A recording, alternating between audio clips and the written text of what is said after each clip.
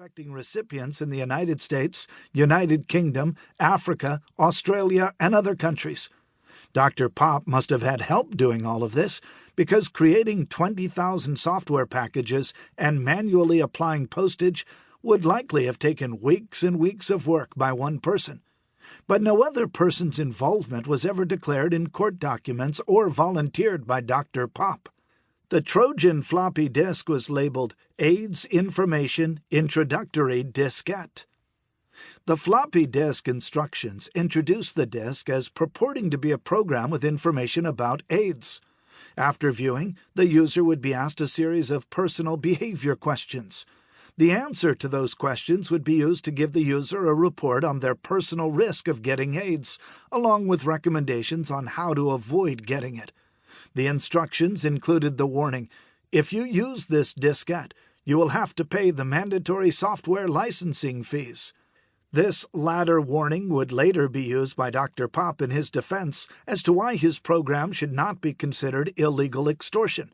You can see the instructions and ominous warning in Figure 1.2. Further, when the Trojan program was first run, it printed a license and invoice to the screen and to the printer if the PC was connected to a local printer.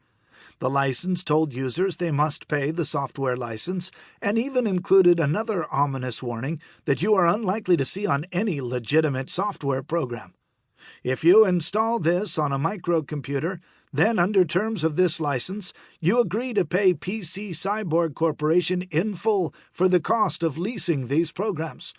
In the case of your breach of this license agreement, PC Cyborg reserves the right to take legal action necessary to recover any outstanding debts payable to PC Cyborg Corporation and to use program mechanisms to ensure termination of your use. These program mechanisms will adversely affect other program applications. You are hereby advised of the most serious consequences of your failure to abide by the terms of this license agreement.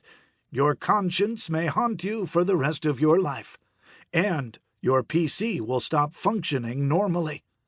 You are strictly prohibited from sharing this product with others. Just like today, most people didn't read software license agreements. Normally, it's not a problem, but in this case, not reading the license agreement with its unusual dire warning would take on special importance. In the late 1980s, a large percentage of users also didn't pay for any commercial software they were not forced to pay for. Software was routinely illegally copied and traded. It was incredibly common for people to copy disks for their friends or even sell, even if they hadn't paid the original developer. Local computer clubs held monthly disk swaps. If you didn't have to pay for software, you didn't. In response, some developers created copy protection routines that prevented easy standard disk copying. The author has seen other malicious programs and sites include similar fair warnings in their licensing information. It never hurts to read your end-user license agreements instead of simply trying your best to ignore and quickly get by them. Dr. Pop either didn't know how to do legitimate copy protection, or he counted singularly on his peculiar ransom enforcement for people who ignored his licensing instructions. Maybe he got the idea from an earlier malware program. In 1986, the first IBM PC-compatible computer virus, Pakistani Brain, en wikipedia.org/wiki/brain_ open parentheses, computer _virus, close parentheses, was created as a copy prevention mechanism. Its Pakistani creators were tired of people illegally copying without paying for disks they had themselves often illegally copied. You can't make this stuff up. It caused boot problems and indirectly might have caused some people to pay money to the inventors to resolve. The malware, however, did not encrypt anything nor directly ask for a ransom.